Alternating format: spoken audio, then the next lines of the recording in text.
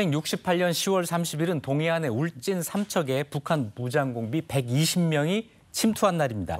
그들은 민간인 23명을 살해했고요. 작전 중 우리 군경 38명이 전사했습니다. 특히 이들은 공산당이 싫어요. 이승복 어린이를 잔인하게 살해해서 전 국민의 분노를 사게 됐습니다. 예. 네. 아니 무장공비가 120명이나 들어왔다. 이것도 놀라운데 민간인을 학살했다. 네. 그리고 어린아이까지 처참히 죽였다. 이거 정말 충격적이었죠. 그렇죠. 무장공비는 근데 은밀히 침투를 해야 되는데 근데 어떻게 120명이나 이렇게 몰래 넘어올 수 있었던 걸까요? 네, 이때 넘어온 무장공비들은 북한 특수부대 1, 2, 4군 부대 출신이에요. 같은 해 1월 달에 청와대를 습격하기 위해서 침투했던 1.1 사태의 무장공비와 같은 부대였습니다.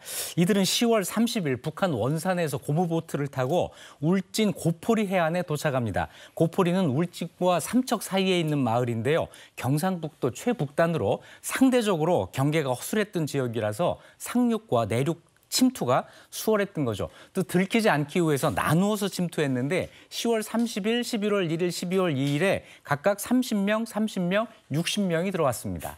야, 근데 이게 안쪽들이 보통 이렇게 무장공비가 왔을 때 몇 명은 들어봤을 때 120명은 너무나 많이 온 거거든요. 김일성이 이렇게 많은 인원들을 이렇게 난파시킨 목적이 있었을까요? 이들이 받은 명령은 남조선 인민들을 전향시켜 혁명 봉기를 준비하라라는 거였습니다. 남한의 민간인들에게 접근해서 사상 전파를 하고 대한민국 정권을 뒤엎겠다 이런 계획이었어요. 자, 이들은 상륙한 뒤에 울진의 화전민 마을 고수동으로 향합니다. 이 고수동은 7가구 19명이 사는 작은 마을이었는데요. 신사복으로 갈아입고 공무원 행세를 하면서 주민등록증 사진을 찍어드리겠습니다라고 해서 마을 사람들을 한 곳으로 불러 모으고 주민들의 신상 정보를 상세하게 기록을 합니다. 마을 사람들은 처음에는 공비라고는 상상도 못했는데 뒤에서 총을 든 무장공비들이 등장하면서 순식간에 포위되고 말아요. 이들은 본색을 밝히면서 반나절 동안 북한 사상교육을 하고 조선노동당 입당 원서를 쓰라 요구를 하기도 하고 위조 지폐를 나눠주면서 환심을 사기도 했습니다. 김일성이 정말 시대착오적인 발상을 한 거죠. 저렇게 총 들고 무장공비가 들어와서 뭐 무력으로 어쩌고도 아니고 사상을 전파해서 사상 전향을 시킨 후에 여기를 이게 말이 되는 얘기가 말이 안 되죠. 이상한 일을 했어요 지금. 그렇죠. 그게 될 일이겠어요. 그래서 처음엔 이제 사상 전파만 하려고 했는데 주민들이 점차 이제 신고를 하려고 하는 이런 분위기가 느껴져요. 이때부터 태도가 돌변합니다. 보여주기식으로 한 명을 죽이자 이렇게 된 거예요. 그래서 마을 앞에서 32살 청년 전병두 씨를 죽여서 공포심을 조장합니다. 그리고 민간인 학살이 이어지는데요. 편지 배달하던 집배원을 납치해서 살해하고 삼척군 하장면의 산간마을에서는 80살 노인, 52살 며느리, 15살 손자 일가족 3사람을 살해하고 추수하던 주민들을 상대로 무차별 사격을 가해서 다수의 사상자, 사망자가 발생하기도 됩니다. 네, 인간 병기의 타깃이 민간인이 됐습니다. 이게 얼마나 가슴 아픈 일이에요.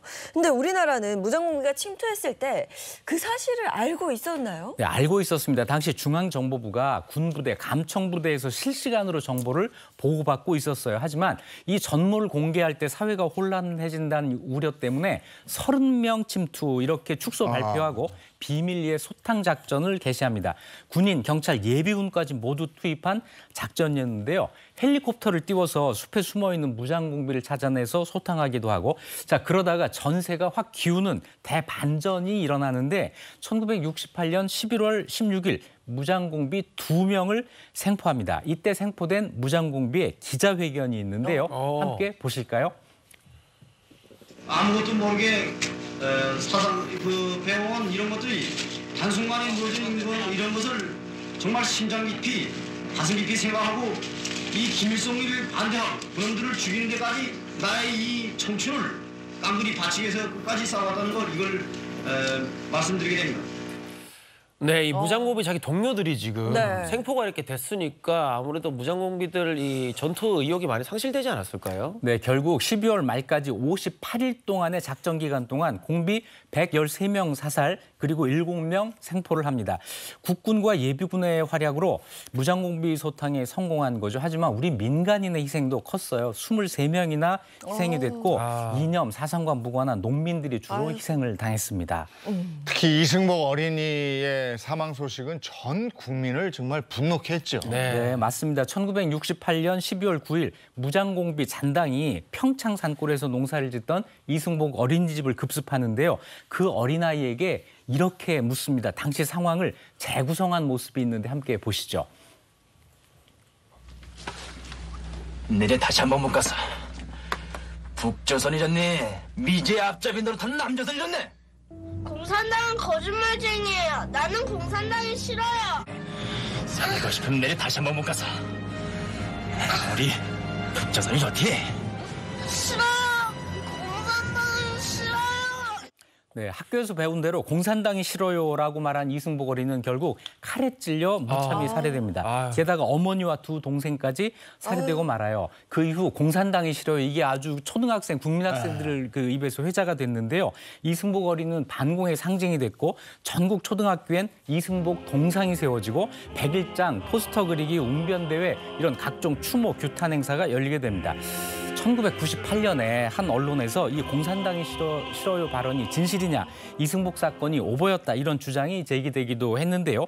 결국 이승복 사건을 최초 보도한 언론사가 문제를 제기한 기사를 쓴 기자를 고소했고 대법원 판결은 이승복 사건은 진실이다였습니다. 북한은 지금까지도 이 희생자들에게 사과를 하고 있지 않은데요. 2021년에 민간 희생자 유가족이 오랜 고민 끝에 북한과 김정은을 상대로 손해배상 소송을 제기해서 승소를 했어요. 하지만 북한은 어떤 판결에도 따르지 않고 있고 앞으로도 그럴 것 같지 않습니다. 네, 사상을 전파해서 정권을 뒤집겠다. 이런 생각을 하고 왔는데 오히려 반공 정신을 투철하게 만들어가고 있어요. 네. 네.